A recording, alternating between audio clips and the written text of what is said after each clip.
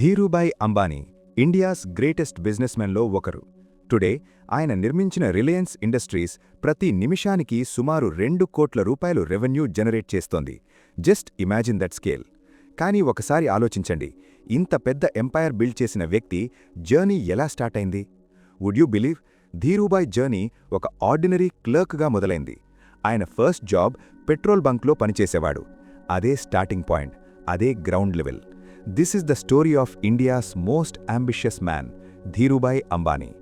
ఈ కథ 1932లో మొదలవుతుంది. గుజరాత్లోని చిన్న విలేజ్ చోర్వాడ్లో ధీరజ్లాల్ హీరాచంద్ అంబానీ జన్మించారు. ఆయన ఫాదర్ ఒక స్కూల్ టీచర్, సొసైటీలో చాలా రెస్పెక్ట్ ఉన్న వ్యక్తి.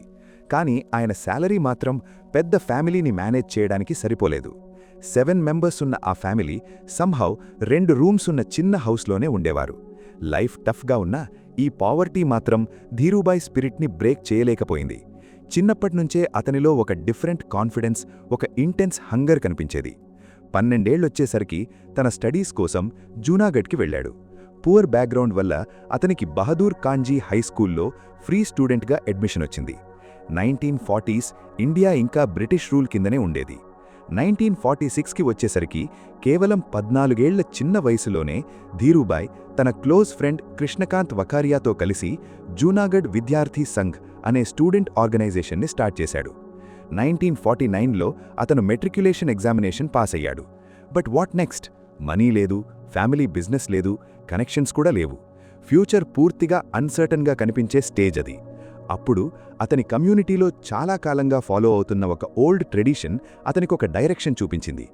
ఎన్నో సంవత్సరాలుగా గుజరాతీ యువకులు అరేబియన్ కంట్రీస్కి ట్రావెల్ అవుతూ ఉండేవారు. అక్కడ 8 నుంచి 10 సంవత్సరాలు హార్డ్ వర్క్ చేసి మనీ సేవ్ చేసుకుని తరువాత ఇండియాకి తిరిగి వచ్చి తమ ఓన్ బిజినెసెస్ స్టార్ట్ చేసేవారు. సో 16 ఏళ్ల వయసులో ఆయన అదెన్కి వెళ్లారు. ఇది తన ఇంటి నుంచి సుమారు 2400 కిలోమీటర్ల దూరంలో ఉంది. అదెన్కి చేరుకున్నాక ఆయన ఏ బెసే అండ్ కంపెనీలో జాబ్ ఇంటర్వ్యూకి హాజరయ్యారు. ఈ కంపెనీ రెడ్ సీ రీజియన్లో దాదాపు 80% ట్రేడ్ని కంట్రోల్ చేసేది. వాళ్ల బిజినెస్లో cars, animal hides, petroleum products లాంటి ఐటమ్స్ కూడా ఉండేవి. లక్ కూడా ఆయన వైపే నిలిచింది. ఎందుకంటే ఆయన ఇంటర్వ్యూవర్ కూడా ఒక గుజరాతీ, మంగన్భాయ్ పటేల్. ఇంటర్వ్యూలో ఆయనకి ద టైమ్స్ ఆఫ్ ఇండియా నుంచి ఒక ఆర్టికల్ చదివి దాని సమరీని ఇంగ్లీష్లో రాయమని చెప్పారు. ఆ టెస్ట్ని ఆయన చాలా కంఫర్టబుల్గా పాస్ అయ్యారు. వెంటనే అక్కడికక్కడే జాబ్ కూడా ఇచ్చేశారు. ఇనీషియలీ ఆయన పని చాలా సింపుల్గా మొదలైంది. గంటల తరబడి ఎండలో నిలబడి వెహికల్స్లో పెట్రోల్ నింపడం. అలాంగ్ విత్ దిస్ ఆయన ప్లేస్ టు ప్లేస్ ట్రావెల్ చేస్తూ షెల్స్ పెట్రోలియం, ఆయిల్, గ్రీస్ ప్రోడక్ట్స్ని మార్కెటింగ్ కూడా చేసేవారు. చాలా సంవత్సరాల తర్వాత ఇంటర్వ్యూవర్ మంగన్భాయ్ పటేల్ ఒక ఇంట్రెస్టింగ్ విషయం గుర్తు చేసుకున్నారు. ధీరూభాయ్ని మొదటిసారి చూసినప్పుడు తనకి ఇంప్రెషన్ ఇచ్చింది అతని వాక్. ఆయన అడుగులు చాలా హెవీగా ఉండేవి. ఒక అర్జెన్సీతో నడిచేవారు. ఎక్కడికో త్వరగా చేరుకోవాలన్నట్టు, టైం చాలా తక్కువగా ఉన్నట్టు. ఎర్లీ 1950స్లో ధీరూభాయ్ ఒక ఇంట్రెస్టింగ్ విషయం గమనించారు. అదెన్లో ఉపయోగించే కరెన్సీని యమనీ రియాల్ అని పిలిచేవారు. ఆ యమనీ రియాల్ కాయిన్లో ఉన్న సిల్వర్ వాల్యూ ఆ కాయిన్ ఎక్స్చేంజ్ వాల్యూ కంటే ఎక్కువగా ఉండేది. సపోజ్ ఒక riyal coin value 10 British pounds అనుకుందాం. కానీ అదే కాయిన్లో ఉన్న సిల్వర్ మార్కెట్ వాల్యూ మాత్రం 12 బ్రిటిష్ పౌండ్స్. అంటే సింపుల్గా చెప్పాలంటే 10 పౌండ్స్కి ఒక రియాల్ కాయిన్ కొనుక్కుని దాన్ని మెల్ట్ చేసి ఆ సిల్వర్ని 12 పౌండ్స్కి సెల్ చేస్తే డైరెక్ట్గా 2 పౌండ్స్ ప్రాఫిట్ వస్తోంది. ధీరూభాయ్ ఇదే స్ట్రాటజీని ఫాలో చేశాడు. ఆయన మనీ చేంజర్స్ దగ్గర్నుంచి ఎంత ఎక్కువ రియాల్స్ దొరుకుతాయో అంత ఆర్డర్ పెట్టేవారు. తర్వాత ఆ కాయిన్స్ని మెల్ట్ చేసి అందులోని సిల్వర్ని సపరేట్ చేసి ఆ సిల్వర్ ఇంగట్స్ని లండన్లోని బులియన్ డీలర్స్కి సెల్ చేసేవారు. ఈ ఆపరేషన్ దాదాపు 3 నెలల పాటు కంటిన్యూయస్గా సాగింది. కానీ క్రమంగా రియాల్స్ సర్క్యులేషన్లో నుంచి మాయమవ్వడం మొదలయ్యాక అథారిటీస్కి డౌట్ వచ్చేసింది. సిచ్యువేషన్ రిస్కీ అవుతుండటంతో ధీరూభాయ్ ఈ యాక్టివిటీని స్టాప్ చేయాల్సి వచ్చింది. కానీ అప్పటికే ఆయన సెవరల్ లాక్స్ సంపాదించేశారు. 1956కి వచ్చేసరికి మల్టిపుల్ ప్రమోషన్స్ తర్వాత ధీరూభాయ్ అదెన్ మిలిటరీ బేస్లో రీఫ్యూయలింగ్ ఆపరేషన్స్ మేనేజర్గా ఎదిగారు. కానీ ఆయన జాబ్ వరకే సరిపెట్టుకోలేదు. వర్క్ అయిపోయిన తర్వాత అదెన్ సూక్స్లో తిరుగుతూ ట్రేడర్స్ని అబ్జర్వ్ చేసి వాళ్ల నుంచి ప్రాక్టికల్గా నేర్చుకునేవారు. కొద్ది కాలంలోనే ఆయన స్వయంగా రైస్, షుగర్ ఇంకా అదర్ కమోడిటీస్లో ట్రేడింగ్ మొదలుపెట్టారు. 1954లో కేవలం 22 ఏళ్ల వయసులోనే జామ్నగర్కి చెందిన ఒక పోస్ట్ మ్యాన్ కూతురిని, కోకిలబెన్ని ఆయన పెళ్లి చేసుకున్నారు. 1957లో వాళ్ల ఫస్ట్ సన్ ముఖేష్ అంబానీ అదెన్లోనే జన్మించాడు. 1958కి వచ్చేసరికి దాదాపు 10 సంవత్సరాలు అదెన్లో గడిపిన ధీరూభాయ్ 26 ఏళ్ల వయసులో ఒక స్ట్రాంగ్ డిసిషన్ తీసుకున్నారు. ఇకపై ఇతరుల కోసం పనిచేయడం కాదు, తన ఓన్ ఎంపైర్ బిల్డ్ చెయ్యాల్సిన టైం వచ్చిందని. ఈ ఆలోచనతోనే ఆయన ఇండియాకి తిరిగి వచ్చారు. బాంబేకి వచ్చాక ఆయన తన కజిన్ చంపక్లాల్ దమానీతో కలిసి పార్ట్నర్షిప్లో ఒక బిజినెస్ స్టార్ట్ చేశారు. వాళ్ళ ఆఫీస్ చాలా సింపుల్గా ఉండేది. జస్ట్ 350 స్క్వేర్ ఫీట్ రూమ్, ఒక టెలిఫోన్, ఒక టేబుల్, ఇంకా 3 చైర్స్ మాత్రమే. ఆ కంపెనీకి రిలయన్స్ కమర్షియల్ కార్పొరేషన్ అని పేరు పెట్టారు. ఇనీషియలీ వాళ్ళు స్పైసెస్ని అదెన్కి ఎక్స్పోర్ట్ చేసేవారు, అలాగే టెక్స్టైల్స్ని ఇథియోపియా, సొమాలియా, కెన్యా లాంటి కంట్రీస్కి పంపేవారు. కానీ చాలా త్వరగానే ధీరూభాయ్కి ఒక బెటర్ బిజినెస్ ఆపర్చునిటీ కనిపించింది. ఇండియాలో synthetic threads, nylon, viscose, polyester లాంటి వాటికి మ్యాసివ్ డిమాండ్ ఉందని ఆయన అబ్జర్వ్ చేశారు. టెక్స్టైల్ ఇండస్ట్రీ ఈ థ్రెడ్స్ని యూజ్ చేయాలని చూస్తోంది. ఎందుకంటే వాటితో తయారయ్యే ఫ్యాబ్రిక్స్ అఫోర్డబుల్గా ఉండడమే కాదు, క్రీజ్ ప్రూఫ్గా ఉంటాయి, అలాగే చాలా క్విక్ డ్రైయింగ్ కూడా. కానీ అసలు సమస్య ఏమిటంటే ఇండియాలో డొమెస్టిక్ ప్రొడక్షన్ ఈ సింథటిక్ థ్రెడ్ డిమాండ్లో కేవలం 10–20% మాత్రమే మీట్ చేస్తోంది. మరోవైపు గవర్నమెంట్ ఇంపోర్ట్స్ మీద స్ట్రిక్ట్ రిస్ట్రిక్షన్స్ పెట్టింది. దాంతో దేశంలో సివియర్ షార్టేజెస్ క్రియేట్ అయ్యాయి. ఈ సిచ్యువేషన్లో గవర్నమెంట్ ఒక సిస్టమ్ ఇంట్రడ్యూస్ చేసింది, ఆర్ఈపీ అంటే రీప్లెనిష్మెంట్ లైసెన్సెస్. ఈ లైసెన్స్లు టెక్స్టైల్ ఎక్స్పోర్టర్స్కి ఇవ్వబడేవి. ఫర్ ఎగ్జాంపుల్, ఒక exporter 100 rupees worth textiles export చేస్తే అతనికి 20 rupees worth artificial threads import చేసుకునే పర్మిషన్ ఇస్తారు. గవర్నమెంట్ ఐడియా ఏమిటంటే ఈ మెకానిజం ద్వారా ఎక్స్పోర్ట్స్ అండ్ ఇంపోర్ట్స్ని బ్యాలెన్స్ చేయడం. ధీరూభాయ్ ఒక ఇంపార్టెంట్ విషయం గమనించారు. చాలామంది ఎక్స్పోర్టర్స్ దగ్గర ఈ లైసెన్స్లున్నా వాళ్లు వాటిని యూజ్ చేయట్లేదు. అప్పుడు ఆయన వాళ్ల దగ్గర్నుంచి ఈ లైసెన్స్లను బెస్ట్ పాసిబుల్ ప్రైసెస్కి కొనడం ప్రారంభించారు. అంతేకాదు, ఎక్కువ లైసెన్స్లు తన దగ్గరికి తీసుకోవడం ద్వారా ఇండియాలో సింథటిక్ థ్రెడ్ ఇంపోర్ట్స్ మీద ఆయన కంట్రోల్ కూడా పెంచుకున్నారు. హ్యూజ్ డిమాండ్ ఉండడంతో వాటిని ఇండియన్ టెక్స్టైల్ మ్యానుఫ్యాక్చరర్స్కి హై ప్రాఫిట్ మార్జిన్స్తో సెల్ చేశారు. బిజినెస్ చాలా వేగంగా గ్రో అవుతోంది. అయితే ఈ సక్సెస్ మధ్యలో కూడా ధీరూభాయ్ మరియు చంపక్లాల్ మధ్య పార్ట్నర్షిప్లో ఏదో సరిగ్గా లేదన్న విషయం బయటపడడం మొదలైంది. ధీరూభాయ్ ఒక అగ్రెసివ్ రిస్క్ టేకర్, కానీ చంపక్లాల్ మాత్రం సేఫ్గా ప్లే చేయడం ఇష్టపడేవారు. ఈ డిఫరెన్స్ 1965లో క్లియర్ టర్నింగ్ పాయింట్కి తీసుకువెళ్ళింది. ఫ్యూచర్లో సింథటిక్ థ్రెడ్ ప్రైసెస్ పెరుగుతాయని ధీరూభాయ్ ముందుగానే ప్రెడిక్ట్ చేశారు. అందుకే తరువాత హయ్యర్ ప్రైసెస్కి సెల్ చేయాలని ఆయన హ్యూజ్ ఇన్వెంటరీ బిల్డ్ చేశారు. కానీ చంపక్లాల్ పానిక్ అయిపోయారు. ఆ ఇన్వెంటరీని రెడ్యూస్ చేయాలని ధీరూభాయ్ మీద ప్రెషర్ పెట్టారు. చివరికి ధీరూభాయ్ థ్రెడ్స్ని సెల్ చేశారు, కానీ బయటెవరికీ కాదు, తనకే అమ్ముకున్నారు. 2–3 వారాల్లోనే ప్రైసెస్ పెరిగిపోయాయి. ఆయన మ్యాసివ్ ప్రాఫిట్స్ సంపాదించారు. ఆ ప్రాఫిట్స్లో షేర్ చంపక్లాల్కి కూడా ఆఫర్ చేశారు. కానీ అదే సమయంలో తాను అర్థం చేసుకోని బిజినెస్లో ఇంటర్ఫియర్ అవ్వకూడదని స్పష్టంగా చెప్పారు. చివరికి అదే సంవత్సరం వాళ్లు పార్ట్నర్షిప్ని స్ప్లిట్ చేసుకోవాలని డిసైడ్ చేసుకున్నారు. ధీరూభాయ్ మరియు ఆయన బ్రదర్ కలిసి రిలయన్స్లో చంపక్లాల్ షేర్స్ని 6 లక్షల రూపాయలకి కొనుగోలు చేశారు. ధీరూభాయ్ సక్సెస్ వెనుక ఉన్న మేజర్ రీజన్ ఏమిటంటే ఆయన ఫ్యూచరిస్టిక్ థింకింగ్. తరువాతి ఏడాదిలోనే ధీరూభాయ్ తన నెక్స్ట్ డెస్టినేషన్ని డిసైడ్ చేసుకున్నారు.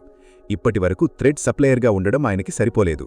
ఇప్పుడు ఆ థ్రెడ్స్నే ఉపయోగించి స్వయంగా టెక్స్టైల్ మ్యానుఫ్యాక్చరర్ కావాల్సిన టైం వచ్చిందని భావించారు. అందుకే గుజరాత్లోని నరోడాలో ల్యాండ్ కొనుగోలు చేశారు. అక్కడ ఒక సింపుల్ ఫ్యాక్టరీ బిల్డింగ్ నిర్మించబడింది.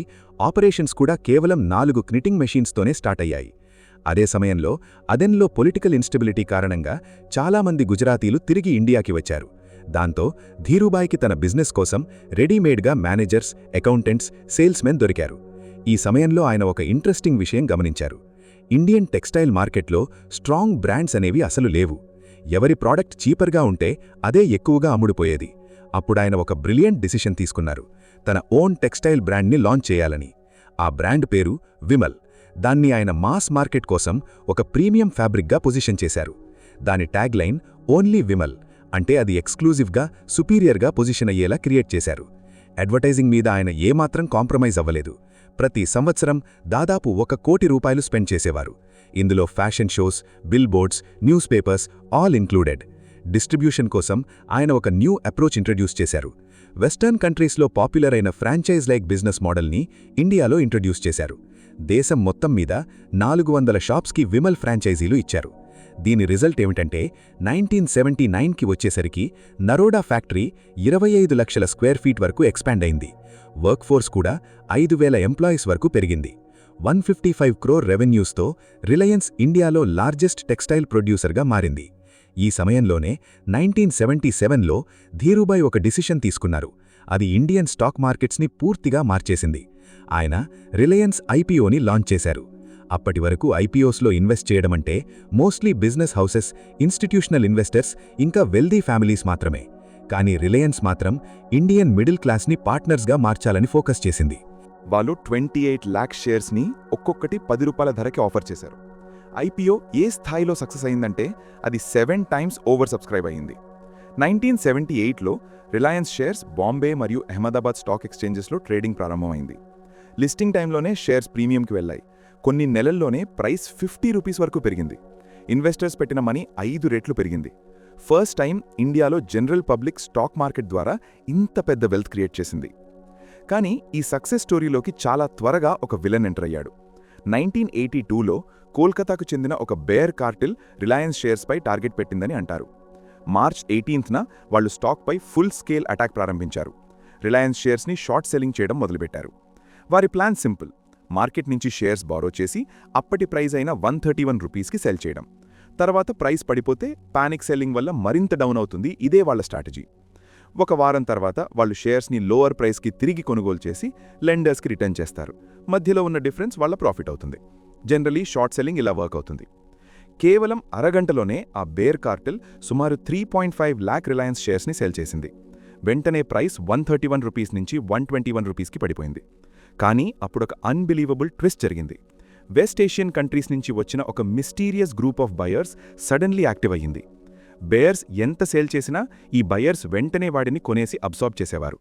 ఈ బ్యాటిల్ కొన్ని వారాల పాటు కంటిన్యూ అయ్యింది. బేయర్స్ స్టాక్ని క్రాష్ చేయడానికి సెల్ చేస్తూనే ఉన్నారు. బయర్స్ మాత్రం కంటిన్యూస్గా పర్చేస్ చేసి డిమాండ్ని స్ట్రాంగ్గా ఉంచారు. చివరికి ఏప్రిల్ 30కి వచ్చేసరికి క్రాష్ అవ్వాల్సిన రిలయన్స్ షేర్స్ రివర్స్గా ₹201కి పెరిగిపోయాయి. ఇప్పుడు బేయర్స్కి అసలు ప్రాబ్లం మొదలైంది. వాళ్ళు బారో చేసిన షేర్స్ని రిటర్న్ చేయడానికి మార్కెట్లోంచి రియల్ షేర్స్ కొనాల్సొచ్చింది. ప్రతి షేర్ మీద వాళ్ళు మ్యాసివ్ లాసెస్ ఎదుర్కొన్నారు. చాలా కార్టెల్ మెంబర్స్ పూర్తిగా రూయిన్ అయిపోయారు. ఇక్కడే అసలు ట్విస్ట్ బయటపడింది. ₹10 crore వర్త్ రిలయన్స్ షేర్స్ కొనుగోలు చేసిన ఆ ఎన్ఆర్ఐ బయర్స్ వెనక ఉన్న వ్యక్తి ఎవరో కాదు, ధీరూభాయ్ అంబానీ హిమ్సెల్ఫ్. అయితే ఈ ఇద్దరి మధ్య డైరెక్ట్ ఒఫిషియల్ లింక్ ఏది ఎప్పుడూ ప్రూవ్ కాలేదు. కానీ ఈ విక్టరీ తర్వాత రిలయన్స్ ఇండియన్ మార్కెట్లో మోస్ట్ పాపులర్ స్టాక్గా మారిపోయింది. ధీరూభాయ్ పేరు స్మాల్ ఇన్వెస్టర్స్కి ఒక మెసయాలా మారింది. కానీ ఈ సక్సెస్ కేవలం బిజినెస్ యాక్యుమెన్, స్ట్రాటజీ వల్ల రాలేదు. 1970s, 1980s కాలం అంటే ఇండియాలో లైసెన్స్ రాజ్ ఈరా. ఆ సమయంలో ఏదైనా పెద్దది అచీవ్ చేయాలంటే పవర్లో ఉన్న వాళ్లతో స్ట్రాంగ్ రిలేషన్స్ చాలా అవసరం. ధీరూభాయ్ దీన్ని బాగా అర్థం చేసుకున్నారు. అందుకే రూలింగ్ పార్టీ అయినా ఆపోజిషన్ అయినా అందరితో గుడ్ రిలేషన్స్ మెయింటైన్ చేయడానికి ప్రయత్నించారు. అలా ఇన్ఫ్లుయెన్స్ ఉపయోగించి 1971లో high unit value scheme approval తీసుకొచ్చారనే అలిగేషన్స్ ఉన్నాయి. ఈ స్కీమ్కి ముందు నైలాన్ టెక్స్టైల్స్ ఎక్స్పోర్ట్ చేస్తే ఇంపోర్ట్ చేసుకోవడానికి ఓన్లీ నైలాన్ థ్రెడ్స్కి మాత్రమే పర్మిషన్ ఉండేది. కానీ ఈ స్కీమ్ తర్వాత నైలాన్ ఎక్స్పోర్ట్ చేస్తూ ఇంకా వాల్యుబుల్ అయిన పాలియెస్టర్ ఫిలమెంట్ యాన్ని ఇంపోర్ట్ చేసే అవకాశం వచ్చింది. దీనివల్ల రిలయన్స్కి హ్యూజ్ బెనిఫిట్ వచ్చింది. ఒక విషయం మాత్రం క్లియర్: ధీరూభాయ్ ఒక జీనియస్ బిజినెస్ మ్యాన్. కానీ అవసరం వచ్చినప్పుడు పర్సువేషన్ అయినా, మనీ అయినా, ప్రెషర్ అయినా, స్ట్రాటజీ అయినా ఏ మెథడ్ అయినా యూజ్ చేయాలో ఆయనకు బాగా తెలుసు. ఈ సైడ్ కూడా బయటపడింది, ముఖ్యంగా నుస్లీ వాడియాతో ఉన్న రైవల్రీలో. నుస్లీ వాడియా అంటే Bombay Dyeing promoter. Bombay Dyeing టెక్స్టైల్స్లో రిలయన్స్కి direct competitor. Allegedly Dhirubhai Wadia మీద ప్రతి పాసిబుల్ వెపన్ యూజ్ చేశారనే క్లైమ్స్ ఉన్నాయి. బాంబే డైయింగ్ ఒక మ్యానుఫ్యాక్చరింగ్ ప్లాంట్ సెటప్ చేస్తున్నప్పుడు గవర్నమెంట్ ఏదో కారణంతో దాని లైసెన్స్ని 2 సంవత్సరాల పాటు బ్లాక్ చేసింది. ప్లాంట్ ఎక్విప్మెంట్ ఇండియాకి వచ్చాక కూడా కస్టమ్స్ వాళ్ళు ఇన్స్పెక్షన్ పేరుతో 4 వారాలు హోల్డ్ చేశారు. ఇదే సమయంలో వాడియా మీద నెగటివ్ మీడియా క్యాంపెయిన్ కూడా ప్రారంభమైంది. ఆ ప్లాంట్ని జంక్ అని లేబుల్ చేశారు. అక్కడ ఇన్ఫీరియర్ ప్రోడక్ట్స్ తయారవుతున్నాయని ప్రచారం చేశారు. ఈ రిపోర్ట్స్ రాసిన చాలామంది జర్నలిస్ట్ తర్వాత డర్టీ డజన్ అని పిలువబడ్డారు. వాళ్లకి వాడియాకి వ్యతిరేకంగా రాయడానికి పేమెంట్ ఇచ్చారనే అలిగేషన్స్ ఉన్నాయి. కానీ ఈ బిజినెస్ వార్ ఒకవైపే కాదు. నుస్లీ వాడియాకి క్లోజ్గా ఉన్న the Indian express owner Ramnath Goenka Dhirubhai మీడియాని మ్యానిపులేట్ చేస్తున్నారని అనిపించుకున్నప్పుడు తన ఎంటైర్ మీడియా ఎంపైర్ని రిలయన్స్ మీద డిప్లాయ్ చేశారు. ఆయన ఇన్వెస్టిగేటివ్ జర్నలిస్ట్ స్వామినాథన్ గురుమూర్తిని హైర్ చేశారు. ఆయన రిలయన్స్ బిజినెస్ ప్రాక్టీసెస్ మీద అనేక ఎక్స్పోజెస్ రాశారు. 1985కి వచ్చేసరికి రిలయన్స్ మీద సుమారు ₹27 crore వాల్యూ ఎక్సైజ్ ఇవేజన్ నోటీసులు వచ్చాయి. అంతేకాదు ఒక సిబిఐ ఎంక్వైరీ కూడా ప్రారంభమైంది. ఈ ప్రొలాంగ్డ్ బిజినెస్ వార్ ధీరూభాయ్ మీద కూడా ప్రభావం చూపించింది. 1986లో ఆయనకి ఒక మ్యాసివ్ స్ట్రోక్ వచ్చింది. వెంటనే ఆయన ఫ్యామిలీ ఆయన యునైటెడ్ స్టేట్స్లోని ఒక హాస్పిటల్లో అడ్మిట్ చేశారు. కొన్ని వారాల పాటు లైఫ్ అండ్ డెత్ మధ్య ఆయన స్ట్రగల్ చేశారు. చాలామంది ఇక్కడితోనే ధీరూభాయ్ ఈరా ముగిసిందనే అనుకున్నారు. కానీ మార్చ్ 1986లో ఆయన ఇండియాకు తిరిగొచ్చాక అందరూ షాక్ అయ్యారు. ఆయన బాడీ రైట్ సైడ్ పూర్తిగా ప్యారలైజ్ అయ్యింది. చేతి షేప్ కూడా మారిపోయింది. నడవడం కూడా కష్టమైంది. స్ట్రోక్ ఆయన బాడీని స్లో చేసినా ఆయన మైండ్ మాత్రం ఇంకా షార్ప్గానే ఉంది. తిరిగి వచ్చిన వెంటనే ఆయన మళ్లీ పూర్తిగా బిజినెస్లో ఇమర్స్ అయ్యారు. ఇప్పుడు ఆయన తన జీవితంలో బిగ్గెస్ట్ డ్రీమ్ని ఫుల్ఫిల్ చేయాల్సిన స్టేజ్కి వచ్చారు. ఇండియా పెట్రోలియం ఇండస్ట్రీని ఫరెవర్ మార్చే ఒక డ్రీమ్. 1980 వరకు రిలయన్స్ విమల్ టెక్స్టైల్స్ తయారు చేయడానికి పాలియెస్టర్ థ్రెడ్స్ని బయటనుంచి కొనాల్సొచ్చేది. ఈ థ్రెడ్స్ కెమికల్స్తో తయారవుతాయి. ఆ కెమికల్స్ పెట్రోలియం ప్రోడక్ట్స్ నుంచి వస్తాయి. పెట్రోలియం ప్రోడక్ట్స్ అయితే క్రూడ్ ఆయిల్ నుంచి వస్తాయి. క్రూడ్ ఆయిల్ని రిఫైనరీస్లో రిఫైన్ చేస్తారు. ధీరూభాయ్ విజన్ ఏమిటంటే క్రూడ్ ఆయిల్ రిఫైనింగ్ నుంచి టెక్స్టైల్ ప్రొడక్షన్ వరకు మొత్తం చైన్ని రిలయన్స్ కంట్రోల్ చేయాలి. అంటే కంప్లీట్ బ్యాక్వర్డ్ ఇంటిగ్రేషన్. ఈ డ్రీమ్ కోసం గ్రౌండ్ వర్క్ నిజానికి 1982లోనే స్టార్ట్ అయ్యింది. రిలయన్స్ తన ఫస్ట్ పాలియెస్టర్ ప్లాంట్ని పాతలగంగాలో నిర్మించింది. ఈ ప్లాంట్ కంప్లీట్ అవ్వడానికి కనీసం 26 మంత్స్ పడుతుందని భావించారు. కానీ ముఖేష్ అంబానీ 24-year-old లీడర్షిప్లో అది 18 మంత్స్లోనే ఆపరేషనల్ అయ్యింది. దీంతో రిలయన్స్ ఇప్పుడు పాలియెస్టర్ థ్రెడ్స్ని ఇన్హౌస్గా ప్రొడ్యూస్ చేయడం ప్రారంభించింది. కానీ ఇంకా కెమికల్స్ కోసం ఇతరులపై డిపెండ్ అవ్వాల్సొచ్చేది. అందుకే 1984 నుంచి 1989 మధ్యలో పీటీఏ, ఎంఈజీ మరియు ఇతర పెట్రోకెమికల్స్ ప్రొడ్యూస్ చేసే ప్లాంట్స్ కూడా సెటప్ చేశారు. ఇప్పుడు రిలయన్స్ టెక్స్టైల్స్, పాలియెస్టర్ మరియు వాటికి అవసరమైన పెట్రోకెమికల్స్ అన్నీ తానే ప్రొడ్యూస్ చేయగలిగింది. అయితే అల్టిమేట్ గోల్ మాత్రం ఇంకా మిగిలే ఉంది, ఒక ఆయిల్ రిఫైనరీ నిర్మించడం. కానీ ఆ వర్క్ స్టార్ట్ అయ్యేలోపే ఒక మ్యాసివ్ ట్విస్ట్ జరిగింది. మాన్సూన్ సమయంలో ఒక క్లౌడ్ బర్స్ట్ కారణంగా పాతలగంగా వ్యాలీలో డెవస్టేటింగ్ ఫ్లడ్స్ వచ్చాయి. కొన్ని గంటల్లోనే హండ్రెడ్స్ ఆఫ్ క్రోర్స్ విలువైన రిలయన్స్ ఫ్యాక్టరీ మషినరీ నీటిలో మునిగిపోయింది. అది చూస్తే ధీరూభాయ్ డ్రీమ్ ఇయర్స్ వెనక్కి వెళ్ళినట్టే అనిపించింది. అప్పుడు ముఖేష్ అంబానీ చార్జ్ తీసుకున్నారు. నీరు తగ్గిన వెంటనే ఒక ఆర్మీ లాంటి వర్కర్స్ టీం వార్ ఫుటింగ్ మీద పని ప్రారంభించింది. ప్రతి మషీన్ని డిస్మాంటిల్ చేసి, క్లీన్ చేసి మళ్లీ రీఅసెంబుల్ చేశారు. కేవలం 1 మంత్లోనే మొత్తం ప్లాంట్ తిరిగి ఆపరేషనల్ అయిపోయింది. ఫ్లడ్ జరిగిన 4 సంవత్సరాల తర్వాత 1993లో ధీరూభాయ్ తన డ్రీమ్ ప్రాజెక్ట్ని ఫైనలీ అనౌన్స్ చేశారు. India's first private sector oil refinery. సంవత్సరానికి 27 మిలియన్ టన్స్ కెపాసిటీతో అది ఏషియాలోనే లార్జెస్ట్ రిఫైనరీస్లో ఒకటిగా మారాల్సింది. ఒక్కదానితోనే ఇండియా క్రూడ్ ఆయిల్లో 25% రిఫైన్ చేయగలదు. ఈ ప్రాజెక్ట్ కాస్ట్ దాదాపు $6 బిలియన్. ఆ సమయంలో ఇది ఇండియాలో లార్జెస్ట్ ప్రైవేట్ ఇండస్ట్రియల్ ఇన్వెస్ట్మెంట్. 1995లో జామ్నగర్లో కన్స్ట్రక్షన్ ప్రారంభమైంది. మొత్తం కాంప్లెక్స్ కేవలం 3 సంవత్సరాల్లోనే కంప్లీట్ అయిపోయింది. 2000లో ఆపరేషన్ స్టార్ట్ అయ్యాయి. 2001కొచ్చేసరికి రిఫైనరీ 107% కెపాసిటీతో రన్ అవుతుంది.